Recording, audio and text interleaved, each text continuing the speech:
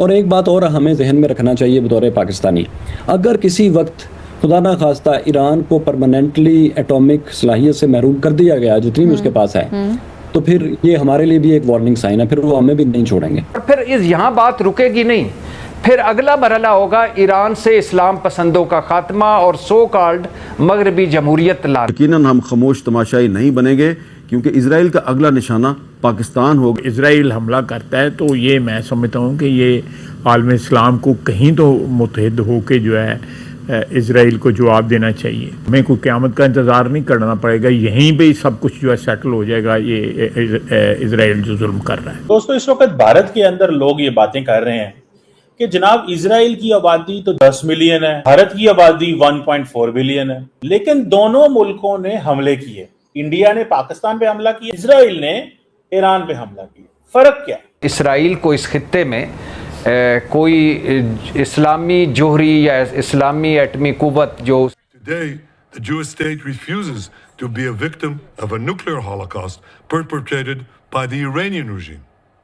Now, as Prime Minister, I've made it clear time and again. ये एक बहुत बड़ा वाकया है। ईरान की जो है मुख्तलिफ एरियाज को हिट किया गया, जो अब कशीदगी शुरू की है इसराइल ने। अब इसका कॉन्सिक्वेंस क्या होगा, ये क्या कुछ अपनी लपेट में लेगी। नेतन्याहू एक इंसान नहीं जल्लाद है। ईरान इसराइल को जवाब कब देगा?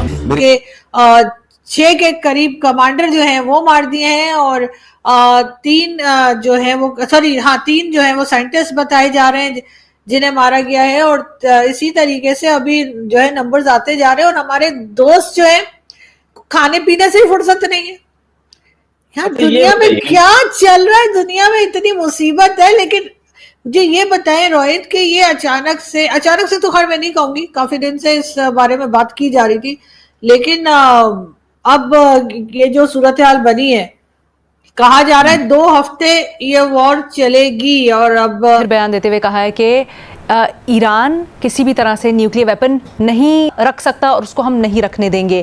क्या आपको लगता है ईरान का फिर रिएक्शन क्या होगा अगर इस तरह से ब्लैकमेल करने के लिए सारी की सारी बात हो रही है? ईरान घुटने टेक देगा, डील कर लेगा इस ब्लैकमेलिंग के नतीजे में, या फिर ईरान रिटेलिएट करेगा और उसका रिस्पॉन्स ये होगा कि मैं डील नहीं करता और रिस्पॉन्स उसका सख्त होगा? अब सिर्फ ईरान का मसला नहीं है, ये हमें याद रखें कि अगर ये जंग होती है तो पाकिस्तान कहाँ खड़ा होगा।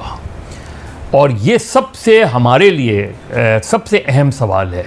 हम पहले ही एक अफ़गान वॉर के, बल्कि 2 अफ़गान वॉर में जो है हिस्से बनकर हमारी सूरत हाल बहुत ख़राब हुई है। और एक बात और हमें जहन में रखना चाहिए बतौर पाकिस्तानी, अगर किसी वक्त खुदा ना खास्ता ईरान को परमानेंटली एटॉमिक सलाहियत से महरूम कर दिया गया जितनी भी उसके पास है, तो फिर ये हमारे लिए भी एक वार्निंग साइन है, फिर वो हमें भी नहीं छोड़ेंगे। और ये आप क्यों कह रहे हैं? क्योंकि वो ईरान जो इसराइल को क्वालिटेटिव एज लेकर देना है मिडल ईस्ट के एज पर हम बैठे हैं, और हमें ये समझा जाता है कि हम अरबों के और मुसलमानों की एक ताकत हैं, अरबों के साथी हैं, अगर फारस के नहीं तो अरबों के तो हैं। तो वो इसराइल का जो क्वालिटेटिव एज है वो उनके ख्याल में मुतासिर होगा। और वो इसके लिए आएंगे, ये खतरा है। इसराइल को इस खित्ते में कोई इस्लामी जोहरी या इस्लामी एटमी कुव्वत जो उसके इर्द गिर्द हो वो काबिल कबूल नहीं है। और जाहिर है तो जिसने भी इस तरह की कोशिश की उसने संगीन नताइज भुगते।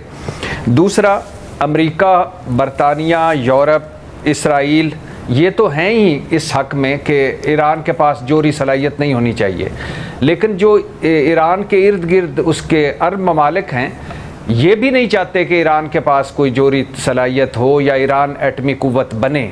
तो लिहाजा सारों का इस बात पे इत्तफाक है कि ईरान को जोहरी सलाहियत हासिल इसके पास नहीं होनी चाहिए और इसको हासिल नहीं करनी चाहिए। एक ये भी बड़ा अलार्मिंग है।